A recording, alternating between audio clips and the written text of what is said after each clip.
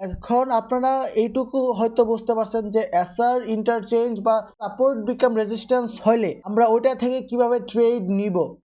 এখানে আমরা একটা কি আছে, এখানে আমার কমপ্লিটলি একটা রেজিস্ট্যান্স আছে। এই রেজিস্ট্যান্স থেকে দেখেন একবার, দুইবার, তিনবার, চারবার, পাঁচবার নিচে পড়ছে মার্কেট। এখন সেম ওই রেজিস্ট্যান্সই এখানে এসে কি করছে, মার্কেট আপার সাইড দিয়ে ব্রেক করে ফেলছে। এই যে ক্যান্ডেল দিয়ে আপার সাইড দিয়ে ব্রেক করে ফেলছে, খুবই ভালো কথা। এখন আপনি দেখতেছেন যে এখানে আইসা আমার সেম পজিশন, আই থিঙ্ক এই জায়গাতে আইসা মার্কেট আবারও মাল্টিপল রিজেকশন, 4বার, 5বার, 6বার রিজেকশন খাইছে।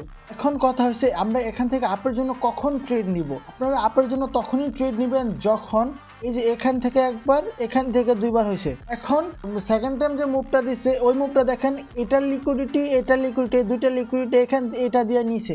এই যে ক্যান্ডেলটা দিয়ে এই দুইটা লিকুইডিটি নেওয়ার পরই মার্কেটে এত বড় একটা স্পাইক দিছে, আপের জন্য একটা মুভ দিছে। এর আগে কিন্তু দেয় নাই। ফার্স্ট টাইমও সেম কি করছে, এখানে লিকুইডিটি নেওয়ার পরে ক্যান্ডেল দিয়ে তারপরে একটা মুভ দিছে, তারপরে আবার নিচে লিকুইডিটি জমানো হয়েছে। ওই লিকুইডিটি নেওয়ার পর মার্কেট আবার ওই ফার্স্টের মতো একটা র্যালি মুভ দিছে। আপনারা এইটুকু হয়তো বুঝতে পারছেন যে এসআর ইন্টারচেঞ্জ বা সাপোর্ট বিকাম রেজিস্ট্যান্স হলে আমরা ওইটা থেকে কিভাবে ট্রেড নিব।